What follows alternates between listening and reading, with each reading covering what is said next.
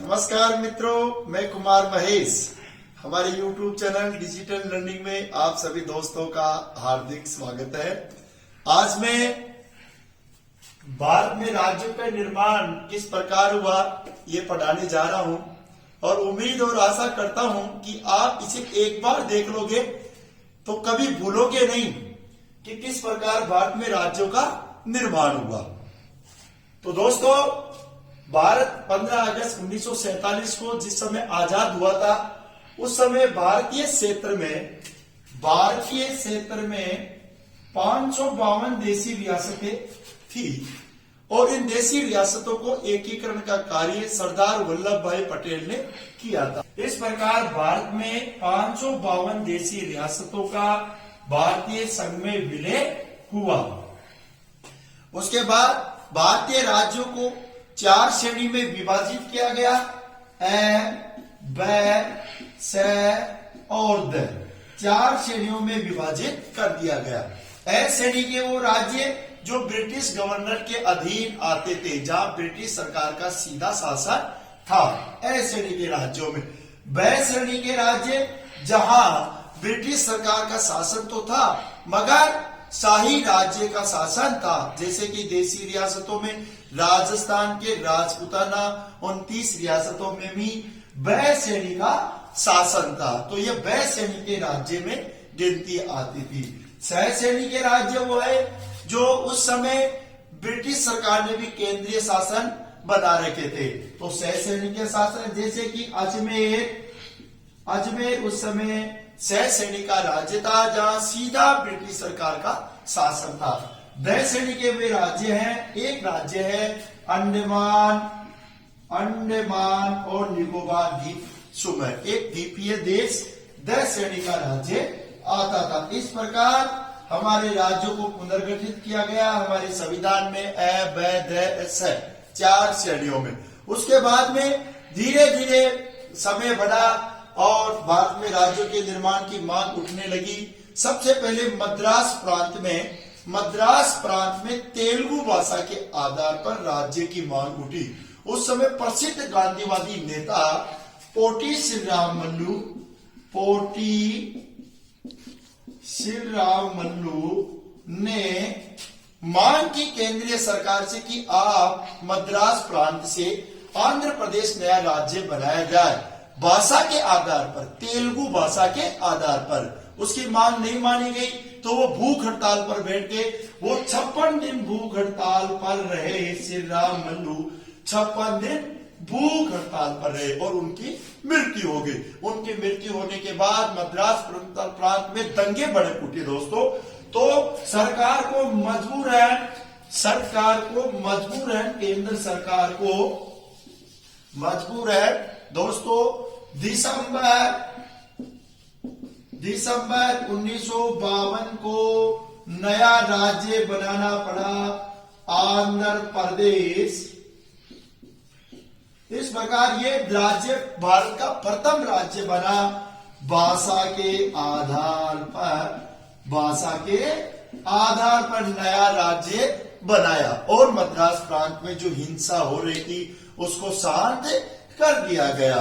उसके बाद में भारत में राज्यों के निर्माण के लिए पंडित जवाहरलाल नेहरू ने एक आयोग की नियुक्ति की। उस आयोग में 3 सदस्य थे। एक तो फजल अली और एक हृदयनाथ कुंजरू और एक के.एम. पणिकर। इस प्रकार 3 सदस्यों की नियुक्ति फजल अली आयोग में की गई और इसके अध्यक्ष बनाए गए फजल अली। राज्य पुनर्गठन आयोग का अध्यक्ष बनाया गया दोस्तों इसे। और इसने अपनी रिपोर्ट केंद्रीय सरकार को दिसंबर 1955 को सौंपी। केंद्र सरकार को इसने सिफारिश की कि भारत के राज्यों का विभाजन कर दिया जाना चाहिए, पुनर्गठन कर दिया जाना चाहिए, भाषा के आधार पर नए राज्य बनाए जाने चाहिए। फजल अली आयोग ने ये कहा। उसने कहा कि भारत में 16 राज्य और 3 केंद्र शासित प्रदेश बनाए जाने चाहिए। ये फजल अली आयोग ने कहा, मगर सरकार ने उस समय की परिस्थितियों को देखते हुए सीमित इसकी मात्रा में सीमित मात्रा में इनकी मानते हुए भारत ने पुनर्गठन आयोग की जो फजल अली आयोग था उसकी सीमित मात्रा में सिफारिश मानते हुए उस समय 1 नवंबर 1956 को 14 राज्य और 6 केंद्र शासित प्रदेश बनाए गए और संविधान में 7वां संशोधन किया गया। 1 नवंबर 1956 को हमारे देश में 14 राज्य और 6 केंद्र शासित प्रदेश बनाए गए और संविधान में 7वां संशोधन किया गया। इसी के तहत जो अ, ब, स और द श्रेणी के जो राज्य चलते आ रहे थे दोस्तों, उनको समाप्त कर दिया गया और पूर्ण राज्य बना दिए गए, 14 राज्य और 6 केंद्र शासित प्रदेश। जैसा कि हम किताबों में ये पढ़ते आते हैं दोस्तों कि हमारा देश अखंड भारत 15 अगस्त 1947 को आजाद हुआ, लेकिन ऐसा नहीं मानते हैं दोस्तों, क्योंकि हमारे देश में 3 शक्तियों का शासन था। जैसा कि भारत में शासन था इंग्लैंड का, और पांडिचेरी में फ्रांस का शासन था, फ्रांसीसी बस्ती थी, वहां फ्रांसीसी रहते थे। और गोवा में पुर्तगाल का शासन था। जैसा कि हम सभी जानते हैं कि भारत आजाद हुआ 15 अगस्त 1947 को और पांडिचेरी को फ्रांस ने भारत को हस्तांतरण किया दोस्तों 1954 को पांडिचेरी को फ्रांसीसी सरकार ने भारत को सौंप दिया। और गोवा था उसने भारत सरकार ने पुर्तगाल सरकार से आग्रह किया कि आप गोवा को भारत को सौंप दो, मगर पुर्तगाल सरकार ने मना करने के बाद में गोवा को पुलिस कार्रवाई के आधार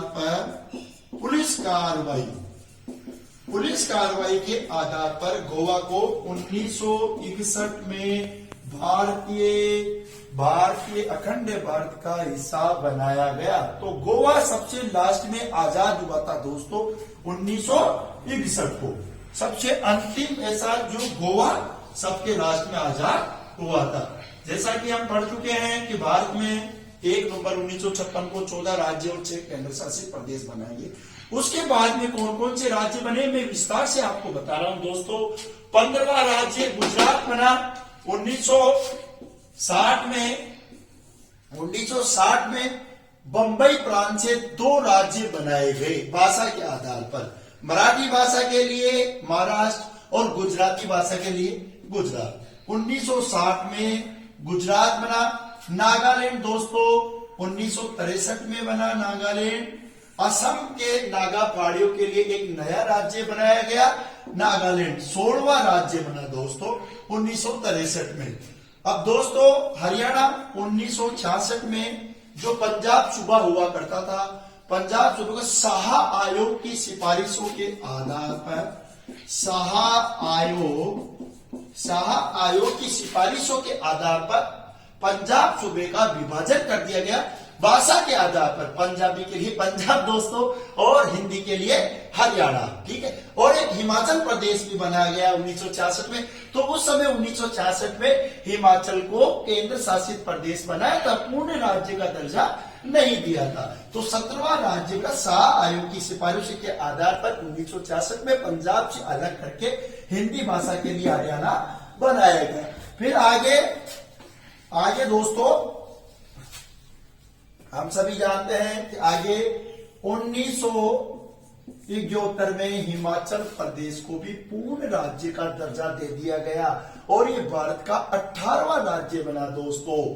फिर 1972 में दोस्तों 1972 में शॉर्ट ट्रिक से याद करने के लिए कि 19वां 20वां 21वां राज्य ममेत्री आपको दोस्तों याद करना है। ममेत्री मैं यानी मणिपुर, मैं यानी मेघालय, त्रि यानी त्रिपुरा, ममेत्री दोस्तों, ठीक है।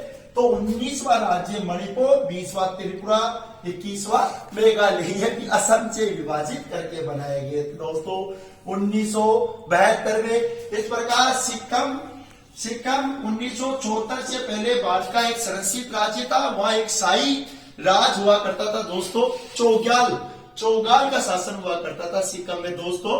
तो सिक्किम के चौगाल शासक ने भारत के विलय पत्र पर हस्ताक्षर किए और भारत में 1974 में 36वां संविधान संशोधन करके सिक्किम को पूर्ण राज्य का दर्जा दे दिया गया। इस प्रकार सिक्किम दोस्तों 22वां राज्य बनता है भारत का। उसके बाद में धीरे धीरे समय बढ़ा और 1987 में 3 नए राज्य बनाए गए। 1987 में 23वां राज्य मिजोरम असम से विभाजित करने के लिए मिजो पहाड़ियों पर। अरुणाचल प्रदेश भी 1987 में बना 24वां राज्य। पहले इसे नेपा के नाम से जाना जाता था। अरुणाचल प्रदेश को दोस्तों नेपा के नाम से जाना जाता था। तो अरुणाचल प्रदेश 24वां राज्य बनता है 1987 में। और गोवा 1961 में जो आजाद हुआ था पुर्तगाल शासन से, उस समय केंद्र शासित प्रदेश बना दिया था दोस्तों। तो इसको भी 1987 में पूर्ण राज्य का दर्जा दे दिया। उसके बाद में दोस्तों छत्तीसगढ़, उत्तराखंड, झारखंड नवंबर 2000 को 3 नए राज्य बने।